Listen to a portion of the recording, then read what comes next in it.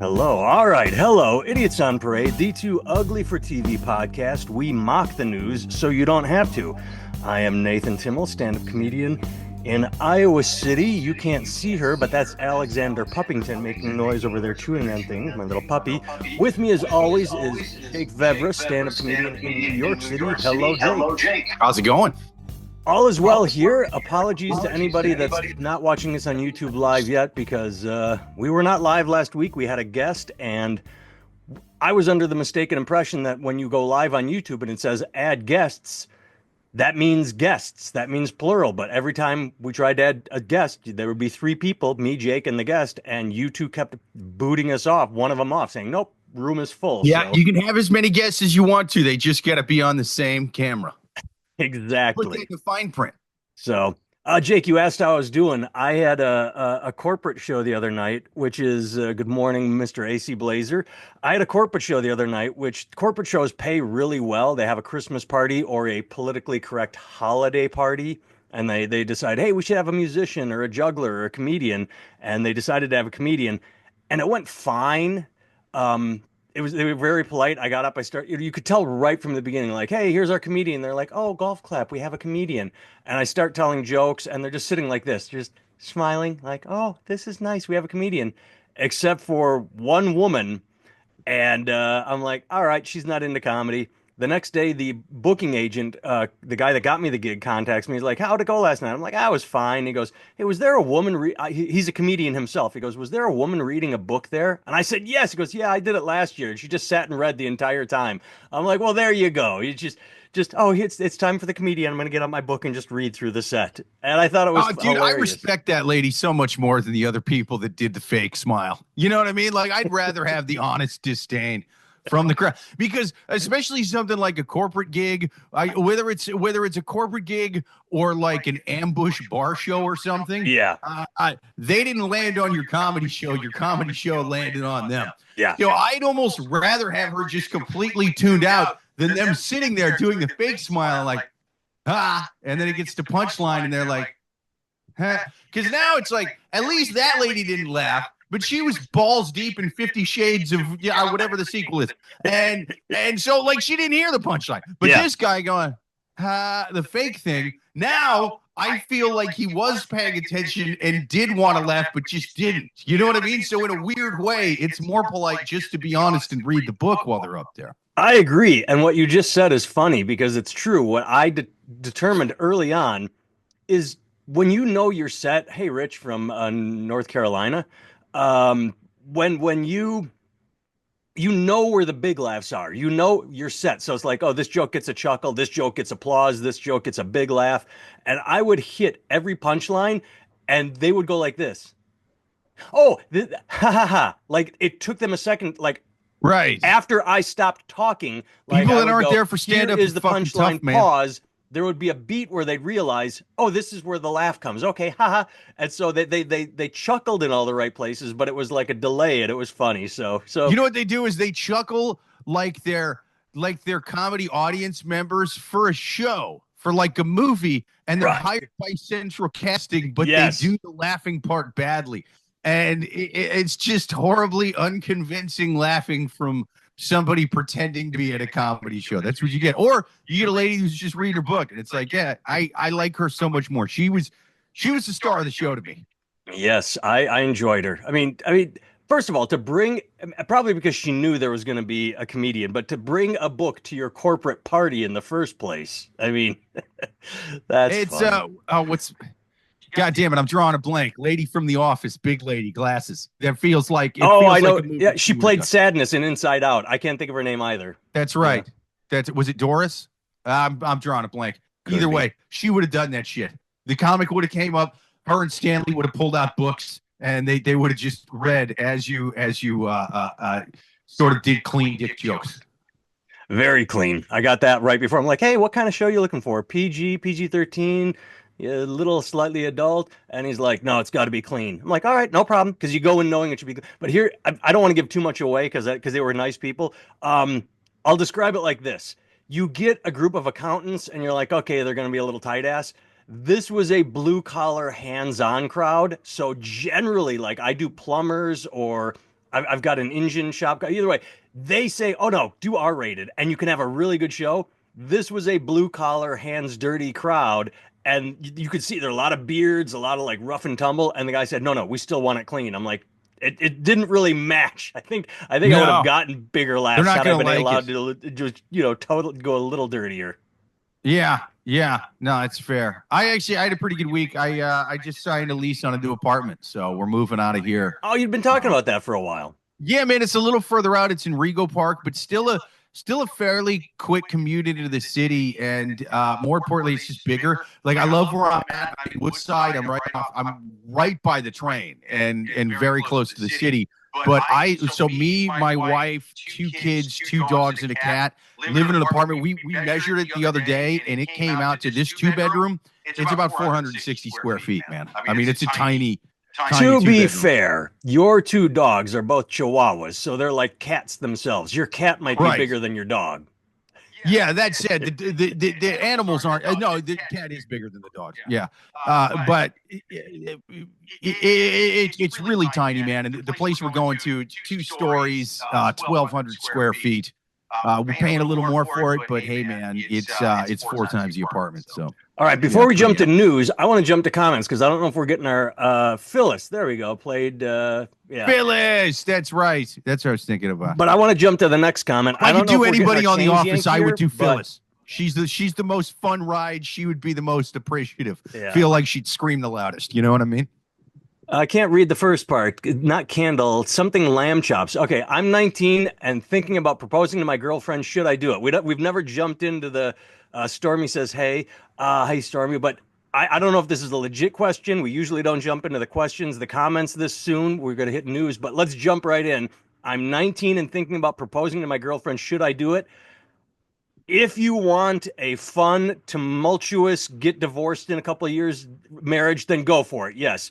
Otherwise, no. 19 is way too young, especially if you're high school sweethearts who have been together since junior high, and she or he, I don't know which one you identify as, because your name is non-conforming. Either way, no. 19, you're going to get divorced. That's all there is to it. It's not going to last.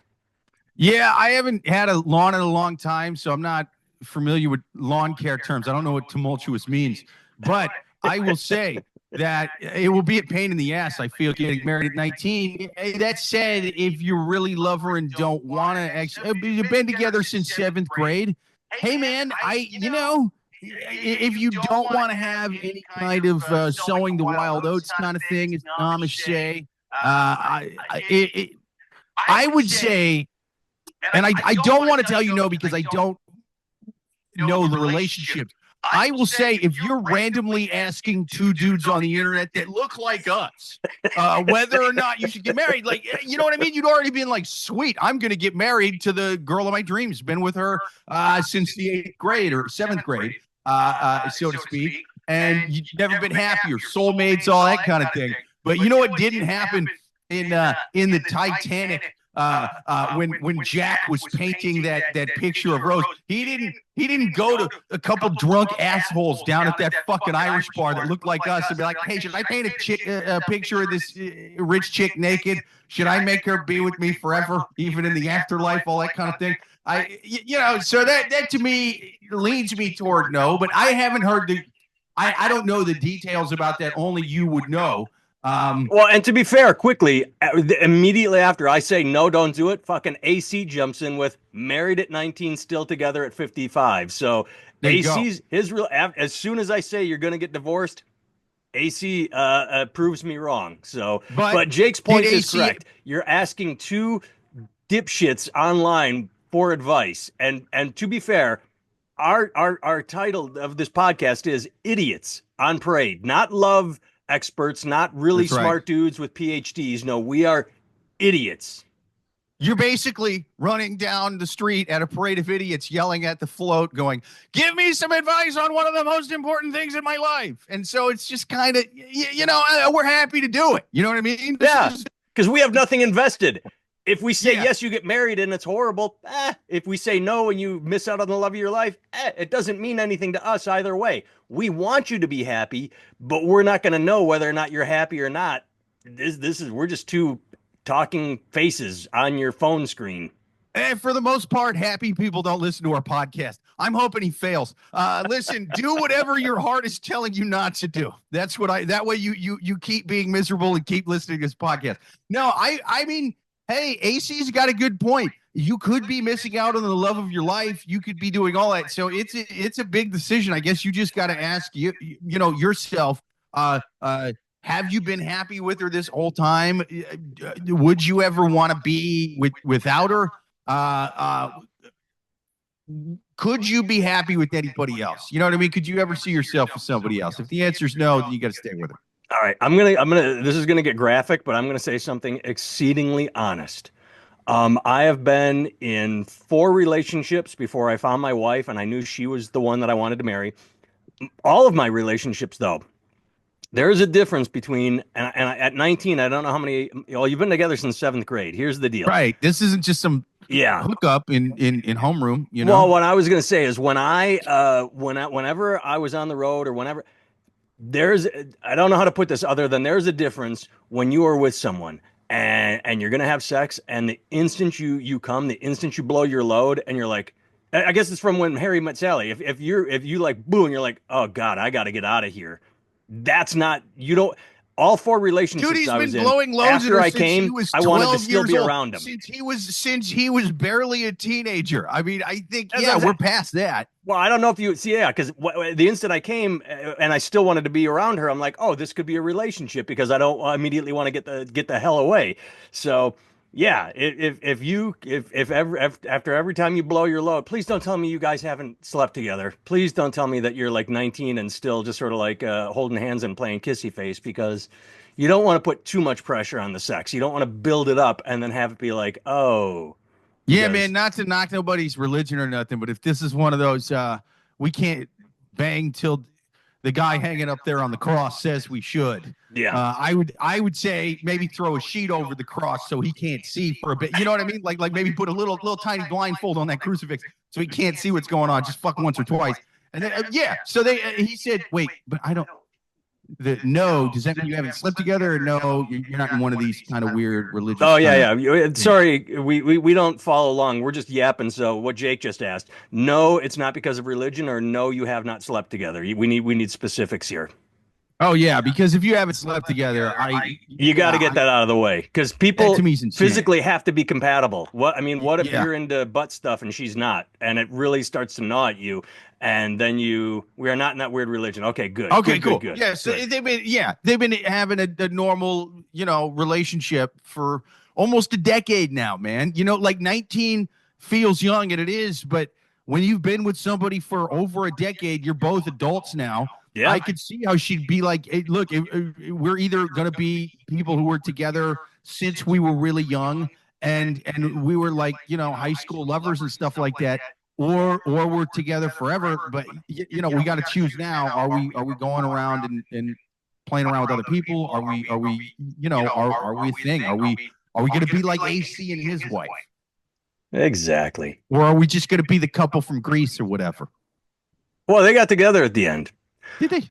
Yeah, because they drove off in the. Oh, I touched my camera, and now I got a mirror image going. All right. Well, don't tell me that. I haven't seen the end of Grease yet. You spoiled it.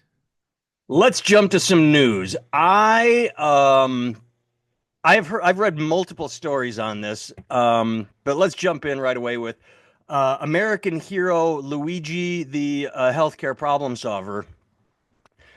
Here we go.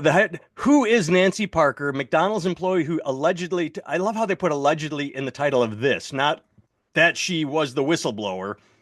McDonald's employee who allegedly turned in Luigi Mangione reportedly misses out on reward money. Apparently, they had a reward hotline set up. Hey, if you see this hero, turn him in, because you probably turn in Anne Frank too, you horrible person, and we'll pay you $60,000 to do the wrong thing. Well, she called 911 instead of the tip line, and now there's some legal finagling, which is saying, well, you didn't really call the tip line, so 60,000, we might cut you a check for 5,000. It's going back and forth. I've read several articles saying that she might not be entitled to the full 60,000, and I say good, because I mean, you turned in an American hero, and like I said, you are the type of person that would, when the Nazis came knocking on the door, or you'd go out and not even knocking on the door. You were the one as the I mean, I don't Nazis know marched if by. You'd comparing this like guy wave to Anne like, "Hey, Frank's a up in bit my much. attic, go check." I don't know if this guy is Anne Frank. I don't know if hero's a bit of a stretch for me. You know what I mean? Like I don't know if gunning down the heads of companies you don't like is necessarily the solution. That said, the fact that this big organization, the FBI, the American government, the law enforcement agencies, the fact that they fucked over a small person in the system because of fine print on their shitty little forms and all. If only there was some vigilante, if only there was some hero willing to step up and do something about this. Oh, wait, there wasn't. You turned him in. No, I think I don't think I would have ratted on the guy. You know what I mean? But like this thing where they're pretending he's this hero. I mean, I feel about the about the head of the healthcare companies. This is who is that? Martin Shkreli. The pharma boy, Martin. Yeah. So everybody was like, "Oh, this guy's evil." Can you believe that he jacked up the price of this drug after he bought the company? It's like, yeah, I can. He's a dick. He did his job. He's a white collar Wall Street business guy, and he jacks up the money, the cost of things that he has after he buys them. Why does our system have our healthcare in the hands of a dude like this? Why does our system have our healthcare in the hands of corporations whose job, basically the way they get rich, is we get as much money as we can out of people every month and then figure out how to pay them back the least. That is as a CEO, that is my responsibility to my shareholders, to the board of directors, is to make as much money as I can out of this. Why should it be this for-profit thing? And if it is going to be, then there should be lots of government oversight on that, much more than a regular corporation, because this is our healthcare. This isn't McDonald's. This isn't Toyota. This is our medicine. We need this shit. You don't think there should be a oversight on restaurant food or the 2,000-pound weapons we drive around? No, not like this. Not like this. There shouldn't. No, I mean, there should be oversight on everything. Yes, I'm not saying Wild West, but there should be. This is not restaurants and food kind of fall in like the normal business category, where this is some other shit, right? Like I will say, regular consumer good stuff here, food here. Jack in the Box would say otherwise as far as regulation, because they were the first E. coli kings of death. If you don't remember that, Jack in the Box, AC will remember it. Right. Okay. Again, you're twisting my words here. Not saying that restaurants should not be regulated, but I'm saying depending on the industry, you need more regulation. We treat it like it's all just Xbox. I'm not twisting your words. I'm just pushing back to be a dick. What's up? I'm not twisting your words. I'm just pushing back to be a dick. No, fair enough. But what I'm saying is don't get mad at the dude at the top. I mean, hey man, I'm not saying I'm weeping over the head of a health insurance company getting fucking whacked, but like I don't know if calling the guy who did it a hero is necessarily the right thing, because now it's like, well, any company I don't like, I guess I better go kill one of the executives. You know what I mean? And just go full Michael Douglas and falling down. Like, what do you mean I can't get a breakfast sandwich at 10:35? I'm gonna Luigi your ass. You getting Ouija'd, Ronald?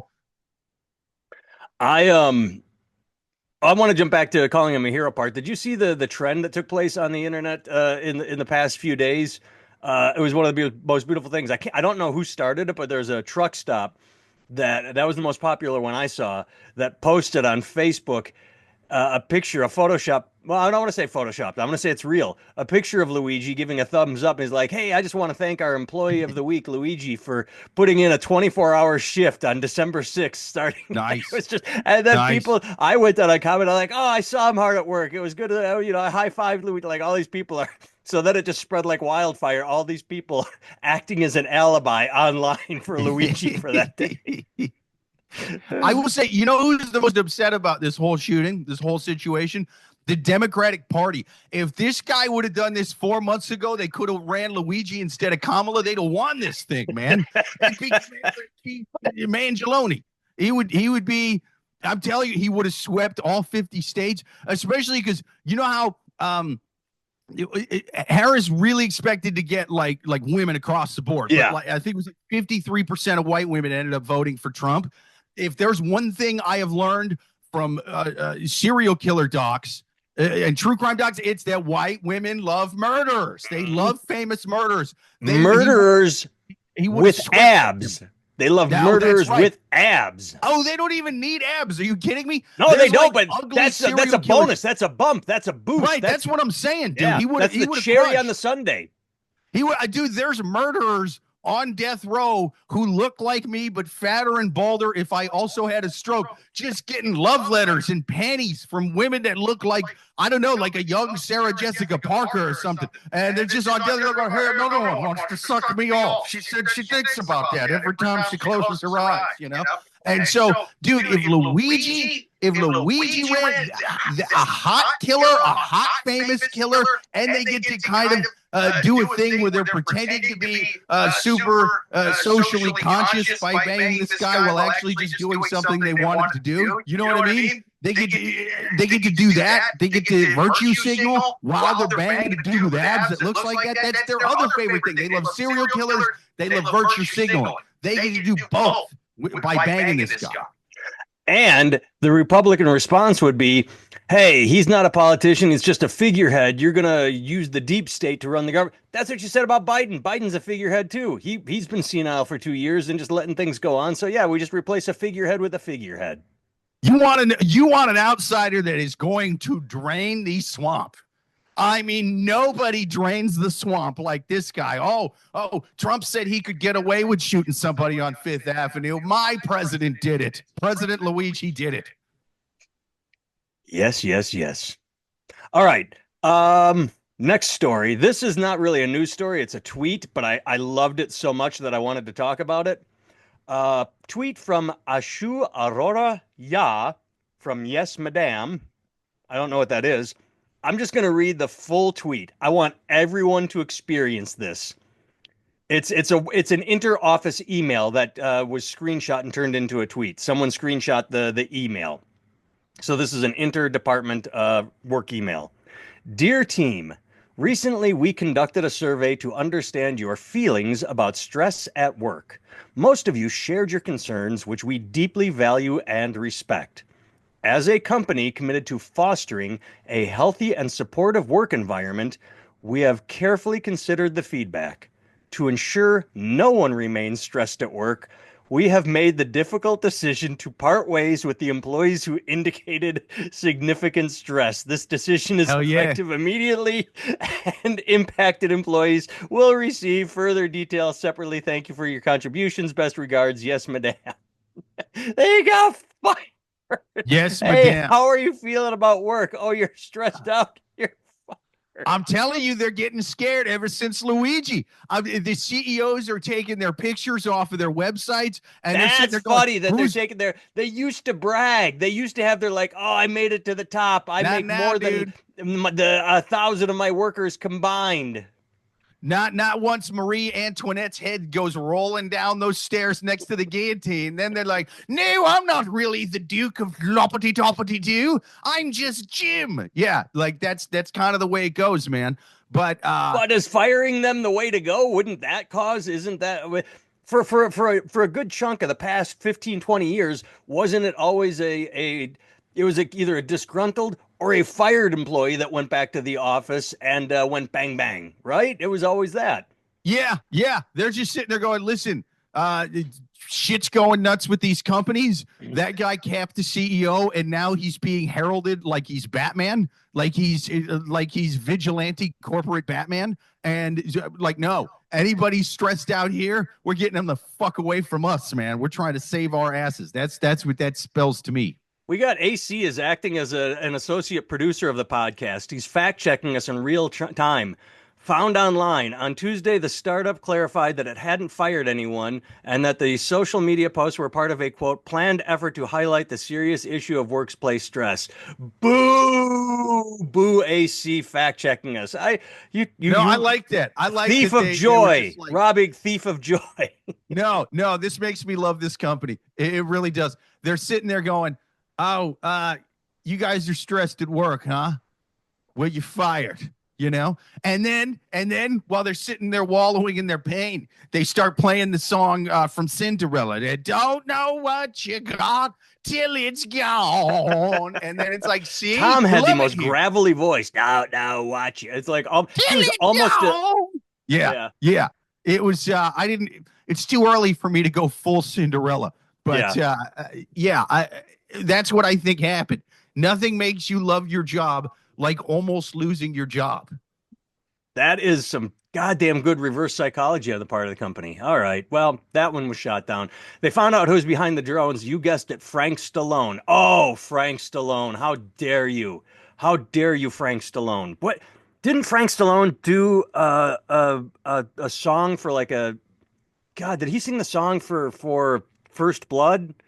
He's in the end credits. Frank Stallone did a song for some really popular movie. AC, fact check me on that. Dude, Fine. I know I look older than I am. I don't know a whole fucking lot about Frank Stallone. I got to tell you right now, I just know he'd be on B movies that they would put Stallone at the top of the thing, but they would leave off the They Frank wouldn't say part. Frank. Yeah, yeah. And then you're like, who the hell is this guy? And that's all I know about. I couldn't name you a single one of those movies, though. I damn sure don't know his songs. This is a deep cut. This is a Frank Stallone deep cut. But I would like it if he was in charge of the drones. If he was somehow behind this and he's sitting there going, oh, I'm tired of living in my brother's shadows, I think I'm going to become a Bond villain. I'm going to be the best Bond villain there's ever been. And then he just becomes evil. Yeah. Teams up with Elon, something like that. Next story. We talked about this wait guy. a minute. Wait, we breezed. Did we talk drones last week? No, because it hadn't happened. It happened over the course of this week. Yeah. I didn't send you any drone stuff because I'm not really paying that much attention to it. I did see that there was an elected official. I can't remember if it was a local congressman that said there was an Iranian mothership off the coast releasing these drones. So I think there was a U.S. guy. Yeah, it was. I think it's hilarious that people think it's like aliens from outer space and Yeah. like Iran and stuff, and like all these people who think that Iran's just gonna sneak some shit over here that's gonna fly through the sky, and it's so sneaky that none of our radars picked it up. None of the extensive stuff. Same with the aliens from outer space. Like we have oh so yeah, much. the mothership. It'd be like 4th of July, Independence Day. It'd be like a Frank Stallone saying "Far from over" from Staying Alive. I knew there was why can't I think of Rocky's real name? Sylvester directed Staying Alive, so that makes sense. Wait a All right. minute. Do you know more about Frank Stallone than you do Sylvester? Is that what I just heard right now? I That's had a why- brain fart on Sylvester's name, but I knew You've Sylvester seen directed more Staying Frank Alive, Stallone movies and than Frank Sylvester did the Stallone songs. movies. That's what I heard. Oh, so do you want to jump to the next story, or did I interrupt you on the drones? Because the Oh, the drones, drone. The fact that they think that Iran's just going to sneak some shit in here, or like aliens Right. from outer space, and it somehow got through all of the radar stuff, all of the satellites, all of our shit we have up there. But it was just noticed by a bunch of people on the grounds with iPhones going, "What the hell's that up there?" Like it's clearly our government testing out new shit. That's what it is. They've been doing it forever. I don't know why this is. Well, yeah, okay. Are The we China forgetting about balloons? the China Yeah. floating balloon? No. That they knew right away is a Chinese weather balloon that its controls got fucked up. They knew instantly what that was. They knew almost right away what the hell that was. Yeah, they did. They came right out. But they did miss, if you remember, and I don't want to talk politics, but they said that after discovering the one that flew overhead during Biden's administration, and the right was screaming, "How dare Biden let this happen?" They went, "Yeah, by the way, now that we look back on our records, it happened 3 times under Trump." And then they, got quiet about it, like, "Oh, we didn't notice that there were 3 of these." Those things were the size of a school bus, if you remember. They're like, they said heroes and patriots should shoot them down Right. with their own guns. Like, yeah, a weather balloon that's in the stratosphere. But yeah, they were the size of school buses. They were It was big. massive. Yeah. and that's the way, and they were basically implying like, oh, Biden's a pussy for not shooting it down as it's like flying over the country. And it's like, if that landed on some fucking guy's apartment, you know what I mean? On some guy's trailer out in the middle of nowhere, you'd be sitting there going, oh, Biden, he's killing Republicans with his shooting down weather balloon. It's a DEI hire that made this decision. Like they would go fucking nuts. But yeah, they waited till it got out over the ocean and they shot the fucking thing down. All right, we're running out of time on Zoom, plenty of time on YouTube Live. So let's jump to another story. We got to hit this one before we go, because we've been following this. We've talked about it several times. Judge blocks Onion's acquisition of InfoWars assets, saying, "I don't think it's enough money." So Alex Jones, noted asshole, got sued, lost everything to the families of Sandy Hook, deservedly. Then the Onion talked to the families of Sandy Hook. They had an agreement. Hey, we will buy InfoWars. The families agreed. This is, we're not in this for the money. We want to do what's right. So the person in charge of it's in the story. I can't remember his name. Long short, signed off on it. The Onion buys it. But then Alex Jones, because he's an asshole, he and his supplement company sue. They say it wasn't enough money, and the judge agrees. But here's the weird part. The judge said it quote, left a lot of money on the table for families who won a $1.4 billion judgment. Quote, you've got to scratch and claw and get everything you can for them, the judge said. The problem is the families agreed to it. They wanted this to happen. And here's the name. The trustee who oversaw the auction, Christopher Murray, defended the bid, and the judge said he wasn't going to get involved. He was going to kick it back to Christopher Murray. So the families agree with the Onion. This is what we want to happen. Christopher Murray, the guy in charge, says, yep, let's make it happen. And then a judge comes in and says, no, you can't let it happen. Christopher Murray, the guy in charge, work it out. They already worked it out. I do not understand the legal system at all. They already worked it out, and it's going back. In a statement, the families in a statement, the lawyer for the families say, they either way, they'll preserve. They like it, that they were happy, that they wanted this to happen. Either way, so Alex Jones continues to be an asshole even after losing everything.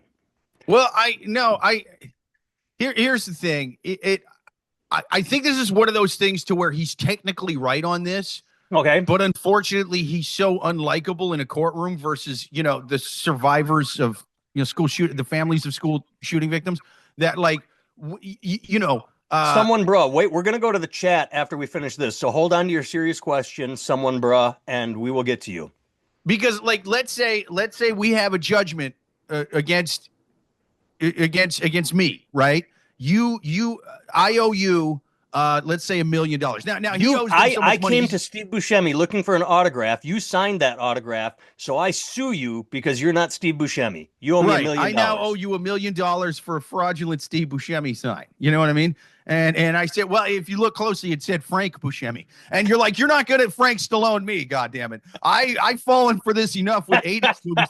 So bad that I now know more Frank Stallone movies than Sylvester Stallone movies. It's the goddamn 1980s cinemas all over again. And so, anyway, I owe you $1 million. Now, I start auctioning off my stuff, which isn't much. Just got these paintings here. Let's say I'm at an auction and people are offering me a certain amount for this painting. And I say, well, I would take that, but I like this person more who's offering me a third of the price. You like the person offering you a third of the price for this more. So you're going to get the auctioneer to sell it to them for a third of the price. Now, I'm still on the hook for way more fucking money, even though I could have got more from this painting. You see what I'm saying? Yeah, the back end. Okay, I hear you. Fucking me out of what I could be using to sell to pay you, even though I'm selling 100% of the painting, I'm getting a third of the price. Therefore, I now still owe you 2/3 of a painting because you decided to take less money. All right, I hear that. I thought it was that just came off the top. Like, okay, that makes sense. I hear you. Doesn't make him any less an asshole. Basically, what I'm saying is just a deep state fucking Alex Jones out of the price of a painting is what this is. All right, one final story. Wait, we didn't take the question. No, I want to do it after we get out of the news because we're running out of time. I wanted to hit this story that made no sense to me. Christian OnlyFans model Sophie Rain made $43 million last year. The reason she's able to be Christian and an OnlyFans model is the Lord is very forgiving. Here's the part I don't understand. First began posting on OnlyFans in May 2023 while working a minimum wage job at a restaurant. Her boss eventually found out about the page and fired her. If you have a celebrity working at your restaurant, this isn't, we hear about teachers getting fired or, a nun getting, why would someone that owns a restaurant not want as many people coming to that restaurant as possible? If you have a face that's making millions of dollars a year showing something, people are going to go to that restaurant. This is suspicious. The idea that a restaurateur would not try and get as many people in the door as possible. I just like the fact that they think that their clients, they have so little faith in their food that they're like, no one's gonna eat this steak if they know that an OnlyFans model's bringing it to them. Like, I don't think. Yeah, do you realize the abhorrent crimes against humanity a server would have to do before I would stop eating at a restaurant for? It would have to be like, oh, this guy's guilty of cannibalism. And now Jeffrey Dahmer, who faked his own death in prison, is now bringing me steaks. I don't know what's in this fucking thing. Yes, it would have to be more than. I'm not on OnlyFans. I've never paid anyone. But if I heard that my restaurant had an OnlyFans I'd go check it out. I'd go check it out just for the sake of doing it, just to see, like, oh, yeah, she's cute in person. I mean, I don't know how many OnlyFans models are famous enough to where I gotta close the door. My kid's downstairs playing. All right. I don't know how many OnlyFans models are famous enough that random ass people are going to be sitting there at a restaurant going, yeah, I'll take the number 3 with a soup or a hey, wait a minute, you're on OnlyFans. You're on OnlyFans. I know you. I don't think this is actually affecting the business one way or the other. Yeah, or to add on to what you say, hey, I know you, you're on OnlyFans, cancel my order. I don't think that's going to happen either. Yeah. It's like listen, can I talk to your manager? Listen, I mean, the Reuben was great. It's just I can't concentrate on eating food when I'm focused on her premium content. I just, I buy so much of her premium content. I just can't quit staring at her ass now that I'm in here eating. So I don't want to eat the food when all I'm thinking about is eating again. I don't know. I don't think it weighs into it. It feels like a holier than thou thing that the owner was doing. Like they just don't approve morally of it. And so yeah, probably they just don't want it. So it feels odd to me, but I do like the idea of like a hardcore Christian OnlyFans, model. I just look. Well, she gets it. She said the Lord is very forgiving. All right, we got to sign off on Zoom. So that's the audio podcast. You can find me at nathantimmel.com, shirt store, t-shirt store, unapologetic special. You can find Jake at Jake Vevra, Vevera, on all social media. He has a special on YouTube, Unalived by Dog Pills. Go check that out. And we're going to turn to the live chat on YouTube for the remainder of this. So thanks for tuning in. I spent all my money on a Christian OnlyFans model. Now I'm poor. Yeah.